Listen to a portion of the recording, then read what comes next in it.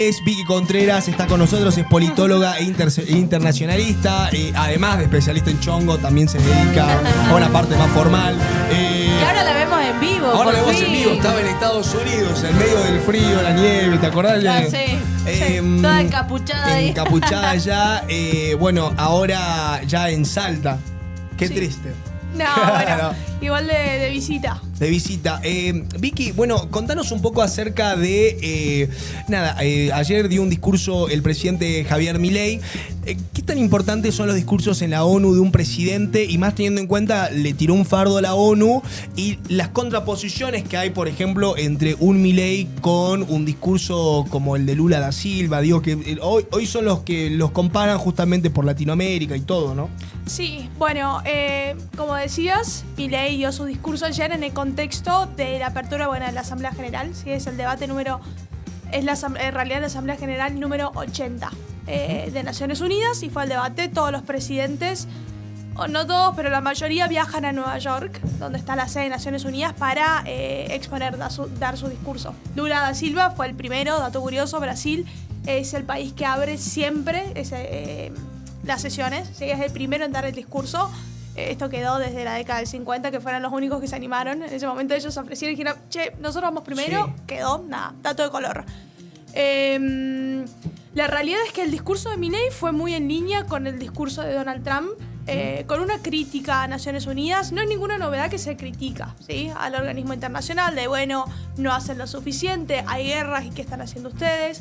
Sí, siempre se criticó mucho también lo que es el Consejo de Seguridad, y yo creo que el discurso de Javier Milei y también de Donald Trump van un poco en esta línea. Particularmente este año se vio más tensión, yo diría, que otros años, por el tema, la cuestión de Palestina, ¿sí?, que está dividiendo hoy los países y los discursos.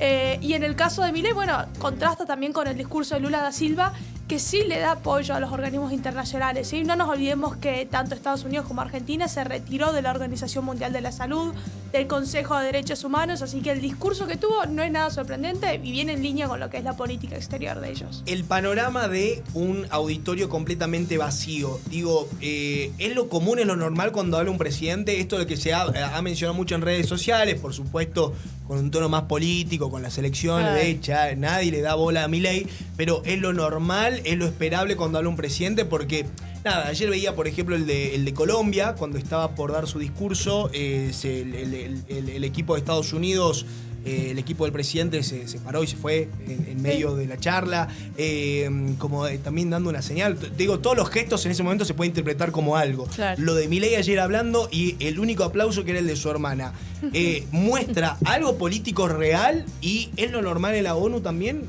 haciendo dos análisis ahí. Sí, bueno, primero que son jornadas muy largas. Se arranca a las 9 de la mañana, la primera va de 9 de la mañana a las 2:30 de la tarde, y de ahí hasta las 9 de la noche. Tiran, o sea que son discursos, son jornadas muy largas, así que es normal. Y pasa un poco esto en el Congreso. Vieron que hay veces que mirás el Congreso en la sesión, no hay nadie. Claro. Está el diputado o el senador que está dando su discurso. Así que estas cosas pasan. También en paralelo se dan muchas reuniones bilaterales, reuniones de pasillo, que como la que tuvo el presidente Javier Milei con Donald Trump. Donald Trump también lo tuvo con Zelensky, el presidente de Ucrania, ¿sí? Porque a la par que se está desenvolviendo la Asamblea del Debate General, también se dan reuniones. Así que sí, son cosas que pueden pasar. Yo no me lo tomaría como un ataque personal.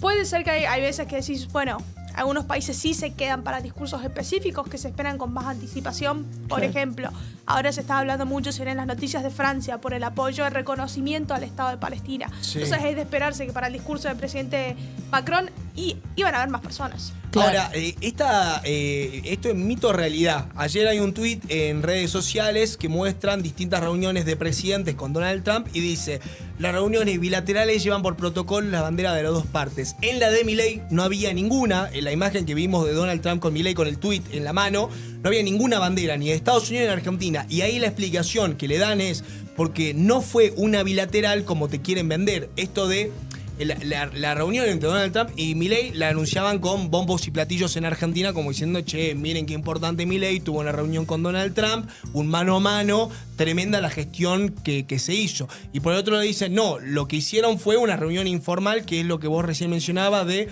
una charla medio de pasillo, nada organizado previamente. ¿Esto es así realmente? Y bueno, sí, vi el tweet que me estás comentando. La realidad es que sí, puede ser que fue una reunión de pasillo, no por eso diría que... Le bajamos no el precio. Claro, no deberíamos bajar el precio, no nos olvidemos que se llegó a un acuerdo que es histórico. Sí, el préstamo que Estados Unidos y el apoyo que hoy le está dando Donald Trump al presidente Javier Milei, pero particularmente el préstamo que se confirmó ayer, es algo histórico. ¿Sí? Entonces, yo no le bajaría el precio. Seguramente ya estaba acordado que dijeron, bueno, che, desde Cancillería Argentina, nosotros pidiéndole a Donald Trump si tenía algún minuto, y ellos capaz dijeron, bueno, vamos viendo cómo va la agenda del presidente en el momento, porque así como Argentina necesita hablar con él, todos los países necesitan hablar, seguro solicitan hablar con Donald Trump, o muchos. Entonces, capaz que no estaba concretamente, pactada la reunión, pero sí dijeron, bueno, veamos cuándo tenemos un momento libre y metamos la reunión. Claro. Yo por eso la realidad es que no le bajaría el precio. Lo que pasó ayer es muy importante, remarco por el préstamo, ¿sí? Sobre todo por el monto que va a ser el salvataje, yo diría, de Estados Unidos, más importante por lo menos de las últimas 20 décadas. Sí, y en esta guerra que hay con China y todo, ayer lo escuchábamos a Johnny Viale diciendo, ojo que China viene por muchas cuestiones, ¿no? Estados Unidos viene por muchas cuestiones dando el préstamo y va a pedir favores. No le está gustando los negociados que está teniendo China con Argentina, incluido uno que, debe ser el menos importante, pero que para Estados Unidos de alguna forma sí, que es el 5G. Pero digo, lo pongo como ejemplo de esto porque es algo que lo usa todo el mundo en este momento. Argentina puede acceder a esto en sentido de, bueno, complacemos con todo lo que quiere Estados Unidos y empiezo a cortar relaciones con China, teniendo en cuenta la gran participación que está teniendo el país asiático hoy con nosotros. Sí, bueno, es una buena pregunta y es el debate de, bueno, qué va a pasar con la política exterior. Siempre se pide a los países, más allá de los presidentes, que se mantenga cierta política exterior. ¿A qué me refiero? Que haya previsibilidad. Si yo voy a invertir en tu país, me gustaría saber que de acá... Y no te digo 20 años, te digo cambio de mandato. Sí. No va a asumir alguien que me diga, ¿sabes qué? Chau, cambio las condiciones. Claro. Lo que puede pasar si uno de los acuerdos que estaban pidiendo es que se corte la línea swap. Son términos muy específicos de lo que sería el préstamo. Sí. China hoy es un socio muy importante de Argentina. Yo no creo que eso vaya a cambiar. Se va a acceder a ciertas condiciones, sí, pero tampoco... No creería que se van a meter para decirlo así, se van a meter un tiro en el pie, digo. Claro. No puedes cortar todas las relaciones con China porque, por ejemplo, China nos compra un montón de soja. De una. Entonces, no es tan fácil porque muchas veces te lo pintan, bueno, viene Estados Unidos y te va a decir, queremos poner una base militar ahí, porque se viene con el fantasma de los dos lados, ¿no? Para que se asusten de los dos lados. Sí, creo que esto va a implicar profundizar las relaciones con Estados Unidos, sí, y capaz que se enfríe un poco con China. Que se corten las relaciones, no creo que vaya a pasar. Claro. Pero la realidad es que también hoy Argentina lo necesita. Más allá de que estamos en un contexto electoral y se tiene que mantener el precio del dólar, estamos próximos al vencimiento de la deuda. O sea, Argentina tiene que pagar 8.500 millones de dólares. ¿De dónde lo sacamos? Claro. El préstamo, si es que se concreta este préstamo, que ya se dijo que sí, pero en el monto estipulado de 20.000 millones más o menos, se aumentarían un 50% las reservas de Argentina. O sea, para que se den una idea de lo importante que es esto. Por eso digo, más allá de que esté la banderita puesta de fondo, no está, si realmente fue oficial, no. Lo que se logró es importante para la Argentina. Sí, después se debate si está bien o no tomar deuda, pero bueno, esa es eso. De una. Bueno, Vicky estuvo en Estados Unidos estudiando un máster en ¿qué sería? En políticas públicas. En políticas públicas. Para una salteña, imagínense, de acá de Salta, acceder a este tipo de estudios en universidades en Estados Unidos no es fácil, no es para todos. Hay que estudiar mucho y hay que tener buenos promedios y hay que ganarse una beca para ir. Y fue el caso de Victoria, que podríamos decir, viste cuando hablamos la otra vez de Noel de Castro, que incluso fue visitada por el presidente Javier Milei, que trabaja y también está estudiando allá.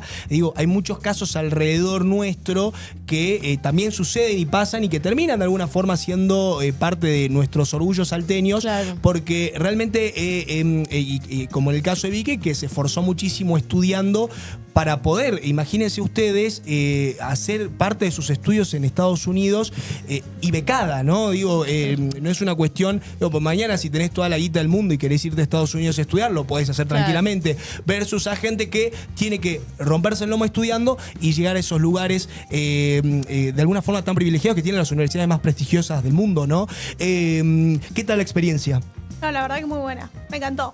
Yo no me imaginé por ahí cuando estaba acá, cuando era chica, antes de, irme a vivir a Buenos Aires para estudiar todo, yo decía, qué ganas de estudiar en Estados Unidos. Pero Mirá. la realidad es que es muy difícil y es lo que vos decías. Si tenés toda la plata, sí. Yo, para poner en contexto, hacer una idea, hacer un máster en Estados Unidos, el programa solamente te puede salir entre 90 a 140 mil dólares. Miércoles. Mira. Solamente pagar. Y eso se suma vivir en Estados Unidos, que la verdad que es muy caro. No, una casa. El No, valor una de casa. lo que sale una casa acá, eso es el valor Yo de... pensé que decías alquilar una casa. No, yo te iba a decir, no, comprarte un una cuarto. casa. No llegas.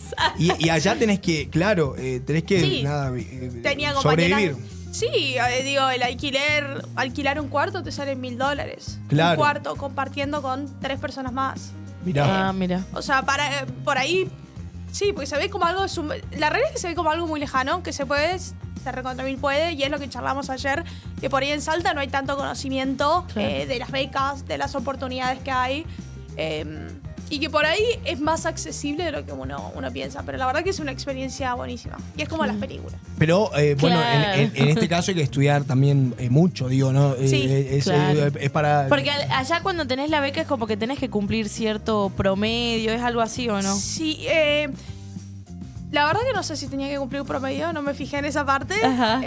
Pero sí, o sea, tenés que estudiar, digo, tenés una Claro. responsabilidad. No, y tenés también determinado tiempo, o sea, no podés estar tipo 5 años, ¿entendés? No, o sea, el programa te dura No. 2 años, vos estás Claro, 2 lo tenés años. que terminar. No tenés... Si te fue Claro. mal o la pusiste de joda todo el tiempo, no terminaste trabajando, bueno, se terminaron 2 años, volvete, sin ningún tipo de máster, Sí, nada. obvio. Igual la realidad es que yo creo que el perfil, y lo veo con muchos de los chicos que nos fuimos. Sí. Yo me fui una vez que se llama Fulbright, pero me fue en representación de Salta. Sí, fue un convenio entre Fulbright y el Consejo Federal de Inversiones.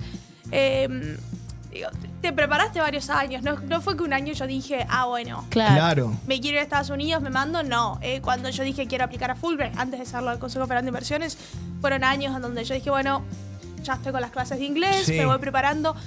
Sabía el perfil que buscaba. Digo, yo me fui chica y a comparación de los otros becarios, la verdad que yo era una de las más chicas, pero sabía que, bueno, Claro. yo trabajaba como asesora legislativa, como investigadora, tenía publicaciones y decís, bueno, tenés que empezar a preparar y bueno, ¿por qué vos? O sea, ¿qué hiciste? Claro, no es que eligen a dedo a cualquiera, o sea, hay que mostrar una suerte de currículum de, che, mira, yo hice todo esto de laburo Claro. con respecto a lo que quiero ir a estudiar. Claro, te eligen también de la Embajada de Estados Unidos, porque es una beca que es del Departamento de Estado de Estados Unidos. Sí. En convenio. O sea que no es. Sí, es un poco complicado quedar. La realidad es que podés prepararte, pero no es nada. Yo creo que el primer paso que me parece súper importante, que por ahí pasa en Salta, que me pasa hablando con otros amigos o colegas, es que no se sabe de esto. Claro. Y no se Claro. sabe de las oportunidades que, en realidad sí podés llegar. Es ponerte las pilas, es esforzarte, son años, pero Claro. totalmente se puede hacer. Y si me preguntas a mí, bueno, fue muy buena experiencia, pero la verdad es que estando ya no me costó tanto hacer el máster. Claro. Lo recomendás a la gente que pueda hacerlo, Sí, que obvio. se esfuerce. Además, qué sé yo, y ahora dejando de lado las oportunidades de crecimiento, digo, la experiencia es muy buena. ¿Vieron cómo, Claro. no sé, cómo tenés en las películas todos vamos al partido de fútbol americano? Claro. Claro. Todo Bueno, eso. el tema de el Parlamento en Estados Unidos, en Washington, lo conociste, digo, conociste lugares muy importantes también, digo, para tu carrera, Sí. que es la política, tuviste la posibilidad. Sí, bueno, me pasó en el Congreso este año por algunos temas de Fulbright. Nos mandaron a hablar con algunos, bueno, nos mandaron al Congreso básicamente a tener reuniones con el staff y sean congresistas o senadores. Ya, Lo cual, tremendo. sí, la verdad que sí, Claro. fue tremendo. Yo no podía creer que estaba Sí. ahí. También este año me pasó fui a la sede de Naciones Unidas, donde están ahora todos, quedé seleccionada para ir a un foro de jóvenes, ¿sí? El Consejo Económico y Social de Naciones Unidas. A la ONU. A la ONU. A lo que estamos viendo ahora Sí, en televisión, y todo para- subiste ahí. Claro, y como salteña que participaba en OACNU, por ahí Estaba llegué, chocha, estaba chocha. No hablé, pero no, Estabas ahí. Claro, no, y la realidad es que éramos jóvenes de todo el mundo. Tipo, mis amigos que eran, no sé, Corea del Sur, Claro. Tremendo. Italia, de todas partes del mundo, que fueron fue una semana, 4 días que estamos todos en Nueva York para eso, Harvard. Son cosas que impensables que fue una conferencia, son cosas que uno dice, che, no sé, no pensás que te podría llegar a pasar. Y por eso me parece re importante, creo que hay muchos salteños que están sumamente preparados y que podrían tener estas oportunidades que está bueno que nada. Claro. Conozca más. Tremendo. Y que también se tremendo. logró la pasantía, no sé si ya lo dijeron. No. Una pasantía en la OEA. Sí, trabajé Tremendo. mis prácticas del máster, las hice como pasante en la OEA, en el Departamento contra la Delincuencia Organizada Transnacional. Mirá. Era... ¿Se acuerdan cuando fue Diana Mondino? Cuando Sí, fue todo el tema? sí, Yo sí. estaba ahí sentada en la Mirá, reunión. tremendo. Nos metimos Tremendo. todos los pasantes. Nos... A Entramos. chusmas. Claro, y yo le hablé a mi jefe, y movilicé a todos los pasantes, a todos les dije, chicos, si nos organizamos todos, Claro. Lo Podemos que saben. pedir. Digo, perdón. pará. Digo, pará. Digo, ¿en qué Ay, momento Nacho, pasamos por de la Dios. charla de la OEA? Si nos organizamos, chongos, Está digo, quedando re bien, el Nacho. after office, ¿Cómo volvimos a vamos. los chongos? ¿En qué momento? Claro, digo, hay after office después de la OEA, digo, paren un poco, chicos, venimos a estudiar, por favor. Bueno, Vicky, gracias por el tiempo, ¿eh? ¿Cuándo vas a volver? ¿A dónde? Acá, y la dejemos hasta que, para que nada, en la visita la hagamos laburar un poco. Claro. Así Que como me todos los hacía, días hasta que claro, vaya. todos los días como panelista fija, así como hacía mi viejo cuando estaba de Se puede vacaciones. levantar tarde y la base que se levante todos los días a las 6 Y, de la y bueno, mañana. esto es como mi papá me decía, cuando es verano tenés que ir a trabajar, hermano, hay que sacar adelante todo. Y vos decís, pará, tengo 9, déjame dormir hasta tarde. Gracias, Vicky. Gracias, chicos. Amigos, hasta mañana a las 7 se quedan con Buen Día.